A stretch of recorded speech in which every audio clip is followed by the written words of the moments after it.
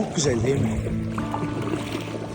Suyun sesi ve doğa, dinginlik ve Kızılırmak. Evet. Bu üçünü birleştirdiğimizde ortaya enfes aksiyonlar çıkıyor. Biz bugünkü aksiyonumuzu Sarıhıdır'dan başlatıp Avanos'ta bitireceğiz. Güzel bir rota oldu. Su her ne kadar 2 metre az olsa da suyu kapatmışlar çünkü.